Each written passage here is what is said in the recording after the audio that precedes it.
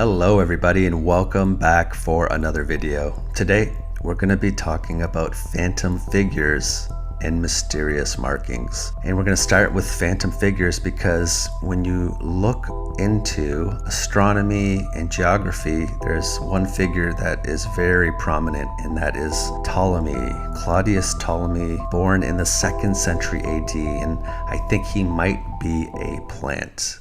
A fictional character. Could be wrong, but that's my suspicion. Now, when you look into the history of astronomy, after the fall of the Western Roman Empire, there is a general lack of interest in astronomy or cosmology that can be found in Europe, which makes sense. But when you start looking into the life of Claudius Ptolemy, just initially you find that virtually nothing is known about Ptolemy's life except what can be inferred from his own writings. So for me, that is kind of a red flag. Doesn't prove anything, but I'm very suspect of that. And when you look into some of his works, he's really known primarily for two works, one on astronomy and the other on geography. The one on astronomy was called the Almagest, and it turns out that it is the only surviving comprehensive treatise on astronomy from antiquity. So all the knowledge that's coming from antiquity, it's filtering in through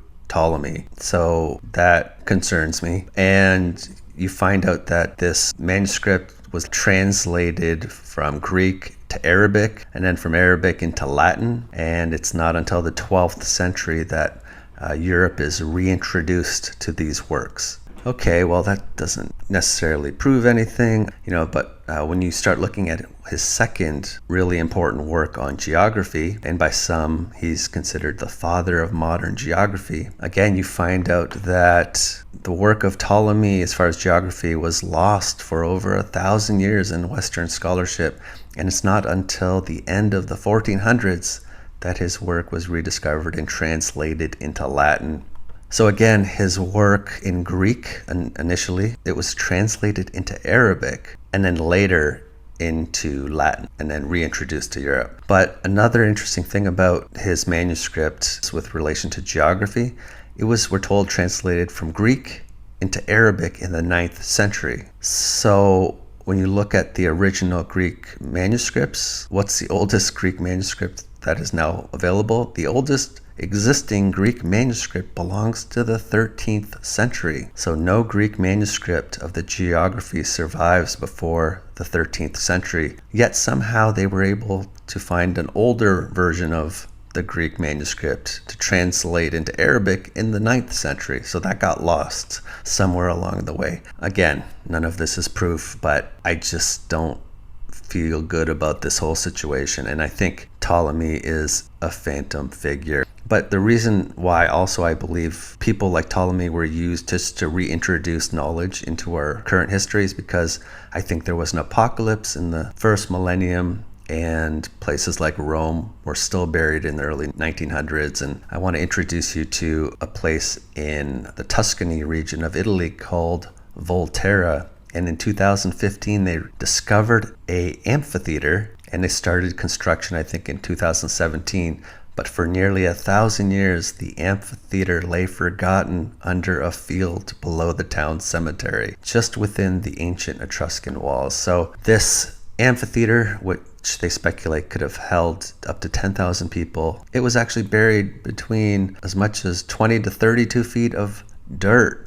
It was sitting underneath all of that, and it lay forgotten for 1,000 years. And this site is about 20 miles inland, and I was looking at elevations, and it's approximately between 900 and 1,500 feet in elevation. So if that place can get buried under 20 to 32 feet of dirt, images like this don't surprise me. So I think something really significant happened, and our history has been really rewritten, reimagined, maybe in the 1300s actually. So that's my speculation, but that's my views on that. Now, I want to touch on our second subject of the day, and that is the somewhat mysterious hieroglyphic-like marks referred to as Mason's marks. Now, they have long been a source of intrigue not only to Freemasons, but to historians and archaeologists. And some question, where did they even originate from and why? A lot of interesting questions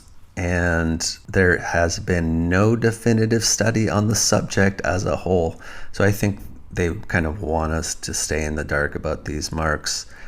But these interesting marks, they can be found all throughout Europe and some other countries as well. But primarily, it seems like from the 1100s forward, they're really prevalent. And this is just the ruins of St. Andrew's Cathedral in Scotland. And we are told that these marks served several functions, one of them being as a layout mark that helps to identify the position of the stone in the structure, and a signature mark that identifies the mason or workshop that worked the piece so that it can identify who should be paid for the work. And I've also heard like quarry marks, they determine where these stones came from. So they served a lot of functions, but they also were in other non-European countries as well. I came across this book talking about Indian mason marks of the Mughal dynasty. And again, Mughal dynasty, early to mid 1500s to early to mid 1800s, so about 300 years. But they find these marks in a lot of their impressive architecture.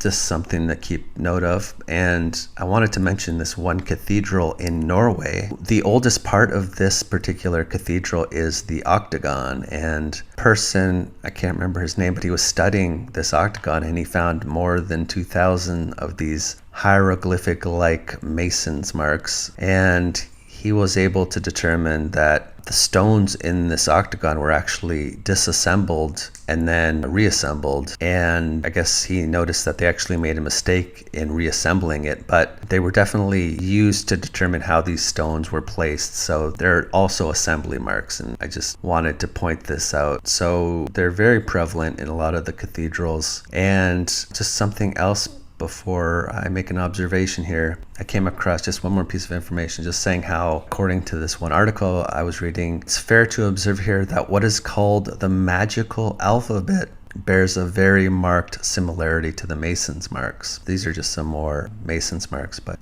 interesting quote. And the person in this article goes on to say, indeed, it is not too much to say that all the letters of that hermetic collection have their counterparts in Mason's marks.